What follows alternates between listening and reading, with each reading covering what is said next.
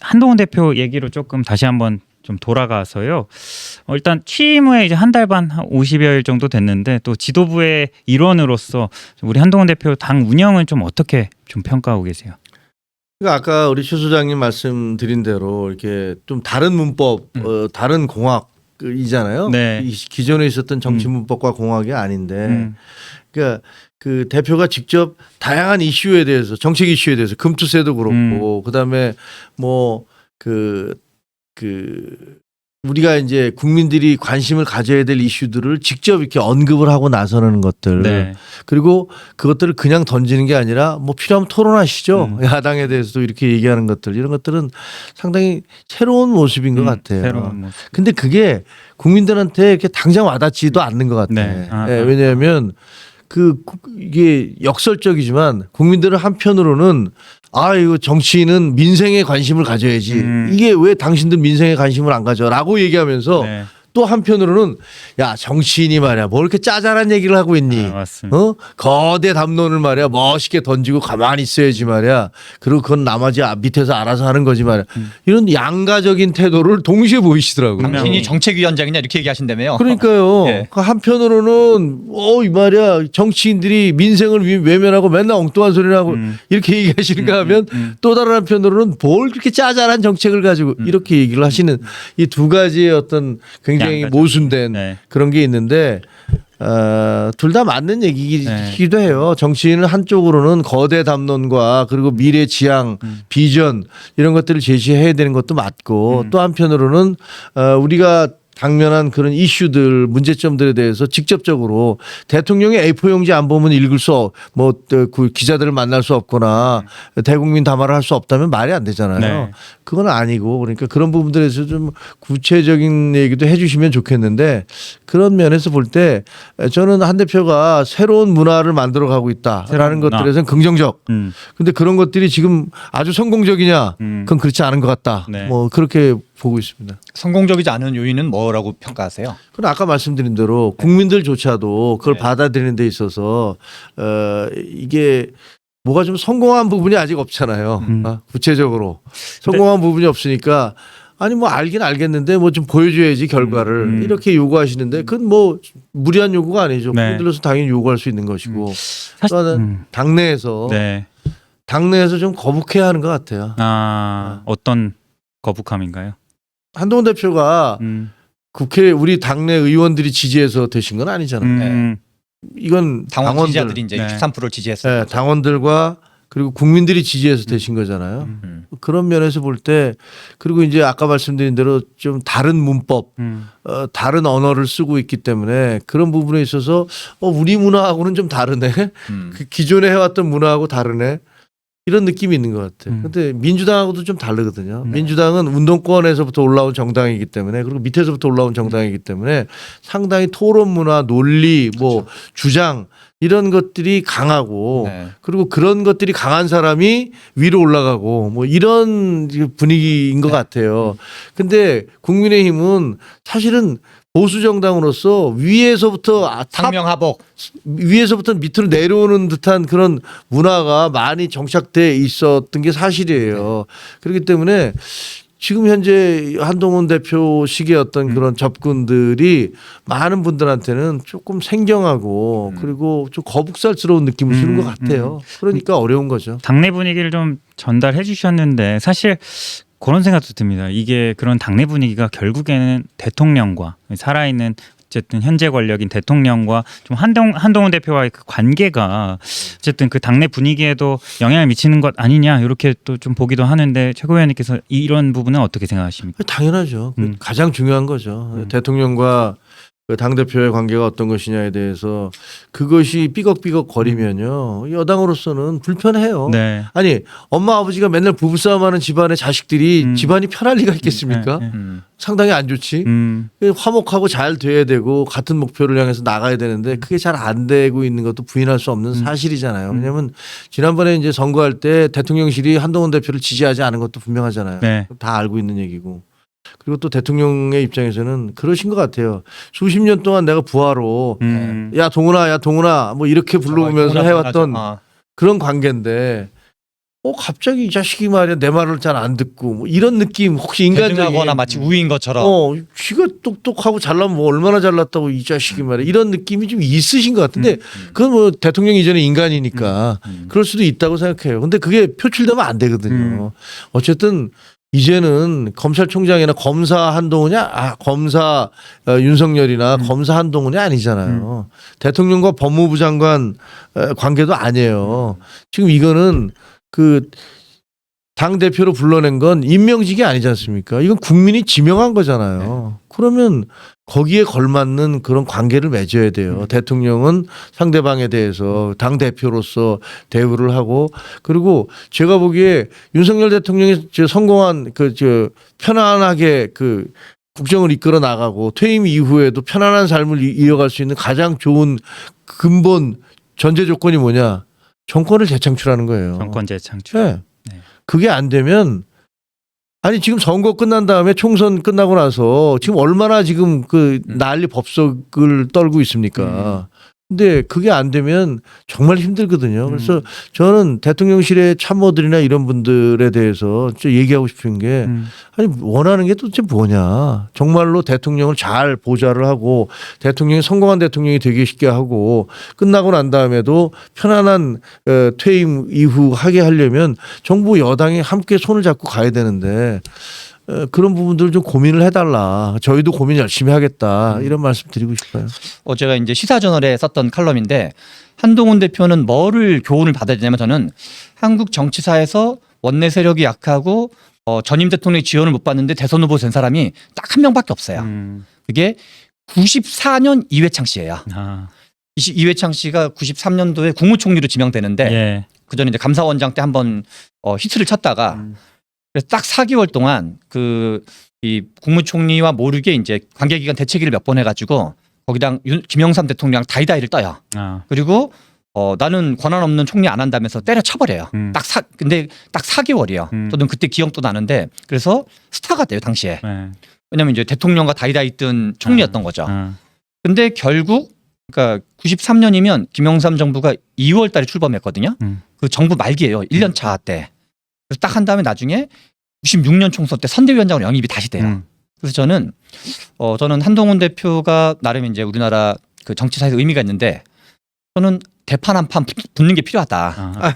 저는 붙는 분기점이 차별화만이 답이다. 아니 그러니까 뭐 이제 국민적 대의명분이 있을 때 이제 차별화 자체에 먹매는 거가 바람직한 건 아닌데 저는 최혜병 특검 문제를 결국 해결해야 된다. 타이밍은 저는 한 박자 있다 할 수도 있는데 최혜병 특검 문제를 이제 해결하고 뭔가 하는 게 필요하면 대표직도 뭐 저는 던지는 것도 포함해서 저는 그냥 저라면 의총의 안건을 상정하겠어요. 대표직을 걸고 저는 그런 거가 정도가 필요하다고 생각을 합니다. 일단 근데 이 최혜병 문제, 이 특검 문제는 지금 어떻게 돼가는 거예요?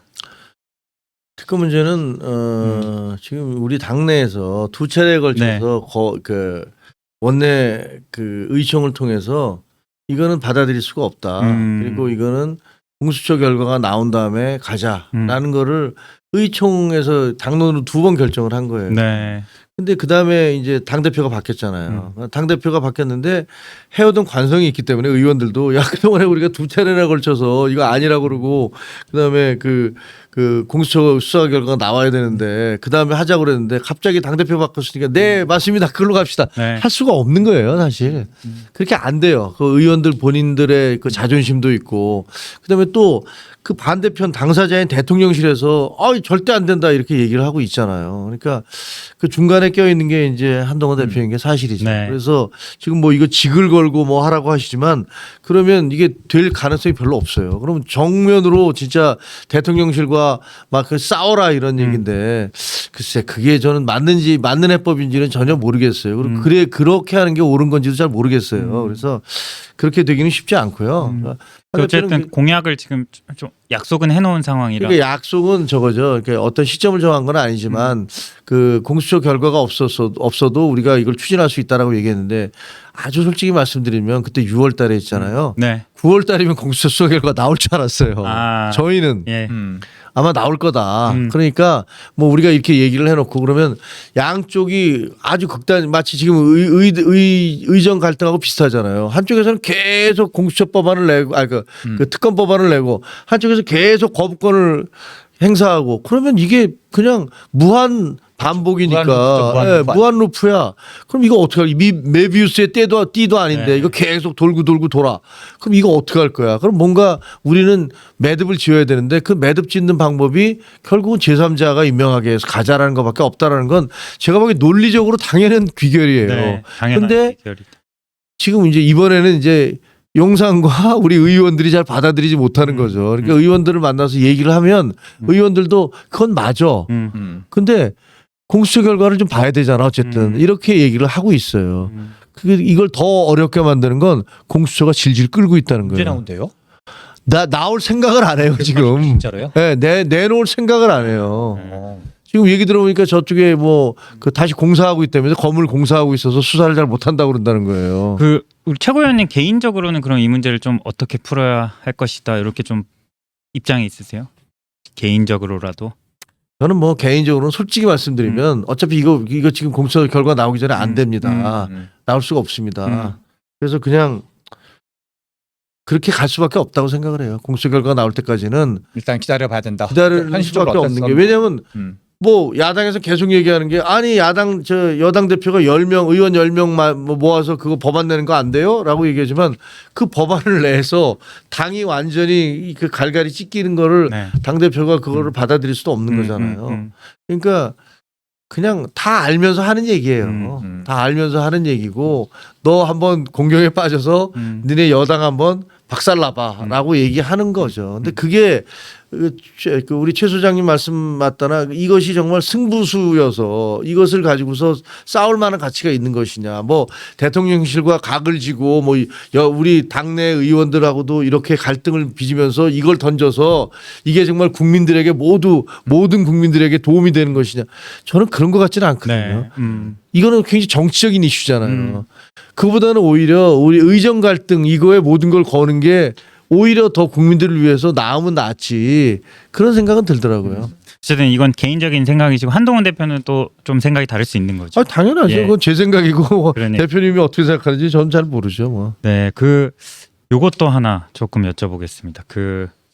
지금 뭐 여론조사 계속 나오는데 한동훈 대표가 또 여권의 또 유력한 대권 주자잖아요. 네, 뭐 현재로서는 그렇죠. 네, 이 좀 최근에 어쨌든 좀 뭐 성과를 크게 이렇게 부각되는 게 없으니 좀 지지율이 하락하는 거 아니냐 이렇게 맞아요. 보기도 하는데 네. 어떻게 보십니까? 뭐 대권 실제로 주자로서의 한동훈 대표. 이 기자 말씀하신 대로 그대로 그렇죠. 뭐. 그러니까 음. 지금 현재로서는 한동훈 대표가 가시적인 성과를 드러낸 게 없고 지금 이제 한 7월 23일이니까 거의 이제 한 달 보름 네. 정도 됐는데 100일 전에는 뭔가 좀 있어야 돼요. 100일 전에는 뭔가 좀 있어야 되는데 그래서 좀 저도 지도부의 일원으로서 되게 고민이 되네요. 우리 국민들께 뭔가를 보여드리고 성과를 보여드려야죠. 그 정치는 결과로 얘기하는 거잖아요. 뭐 자기 신념 윤리가 뭐 있으면 무슨 소용이 있겠어요. 그 책임 윤리죠. 결과로서 말씀을 드려야 되는 거니까. 그런 부분들에서 저희 고민하고 있습니다. 도이치모터스 사건, 주가 조작 사건 2심에서 전주 손모 씨가 주가 조작 방조 혐의로 유죄 선고를 받았다고 하는데 뭐 요 부분 이제 김건희 여사께도 좀 영향이 미칠지 좀 또 주목이 앞으로 될 것 같은데 일단은 좀 요거 하나 좀 여쭤보고 싶은데 최근에 이제 김건희 여사께서 좀 행보를 좀 시작하셨잖아요. 다시금 좀 마포대교에서 예, 하셨고 조금 너무 여권에서 좀 부담을 느낀다 뭐 이런 시각도 있는데 어떻게 보십니까? 저는 뭐 어쨌든 300만 원 명품백 명품 파우치 수수와 관련해서 검찰에서 뭐 불기소 처분을 했고 그다음에 수사심의위에서도 같은 결론이 내렸잖아요. 근데 그건 법률적인 거고 네. 거기에 대한 정치적 책임은 남아 있다라고 생각을 합니다. 제가 뭐 법률 전문가가 아니기 때문에 검사들의 결정에 대해서 뭐 얘기하고 싶은 생각은 없어요. 그리고 또 수사심의회가 일반인들로 구성된 수사심의회도 그렇게 결정을 내렸다고 하니까 그 부분에 대해서 사과를 먼저 하시는 게 옳다라고 생각을 해요. 국민들이 마음이 풀리지 않잖아요. 근데 그게 풀리지 않은 상태에서 어떤 행동 뭐 외부 활동을 하시면 그게 별로 이렇게 이미지의 개선이 될까라는 부분들에 대해서 좀 우려가 좀 되고요. 그 용산에서도 대통령실에서도 빨리 지금 제2부속실 만들겠다고 부속실, 했는데 그 거기에 대해서 좀 더 박차를 더 가하시고 그다음에 특별감찰관 빨리 임명해야 됩니다. 그거 문재인 정부 내내 안 했거든요. 우리가 계속 비판했었잖아요. 네. 왜 안 하냐고. 그럼 우리 정부에서는 해야죠. 왜 안 합니까? 그거 저는 해야 된다고 생각을 합니다. 그래야 국민들이 아 뭔가 좀 달라지고 있구나. 그런 다음에 여사가 움직이시고 활동하시는 거 누가 뭐라고 그러겠습니까? 근데 그런 것도 없이 만약에 활동을 다시 재개를 하신다면 그러면 국민들이 별로 그 고개를 갸우뚱하지 않겠어요. 그래서 첫째, 그 국민 사과가 필요하다. 둘째, 그 제2부속실 빨리 저 임명을 하고 추진해라. 셋째, 특별감찰관도 임명하시라. 이런 것들이 해야 된다고 생각합니다. 혹시 특별감찰관 같은 경우에는 뭐 대통령실 쪽에서는 계속 여야가 이거는 올려야지 우리가 임명을 한다 이렇게 말씀하시는데 또 지도부로서 이 문제가 앞으로 여야 간에 조금 논의가 될까요? 그거는 뭐 논의가 돼야 된다고 생각을 돼야 합니다. 한다. 그거 뭐 야당이 반대할 리는 없잖아요. 네. 그렇죠. 근데 솔직히 말하면 야당은요, 제가 보기에는 그 오히려 미적미적하는 거. 땡큐입니다. 야당이 땡큐. 김건희 네. 여사님 고맙습니다. 저 완전히. 그러니까 그래, 당신 말이야 계속 욕 먹어. 그렇죠. 네. 우리는 뭐 그런 거 뭔가 이제 제도와 틀을 만드는 거 도와줄 생각 별로 없거든. 그래서 당신이 계속 욕 먹는 거 우리는 만세지 뭐 이런 느낌이 좀 있어요. 네. 그러니까 진짜로 어떤 시스템과 제도를 만들어내서 이런 식으로 영부인의 어떤 활동에 대해서 정확한 규정을 하도록 만드는 게 아니라 그냥 일단 풀어놓고 네. 그 다음에 계속 욕을 할 수 있는 그런 근거를 만드는 것 그런 것 같아요.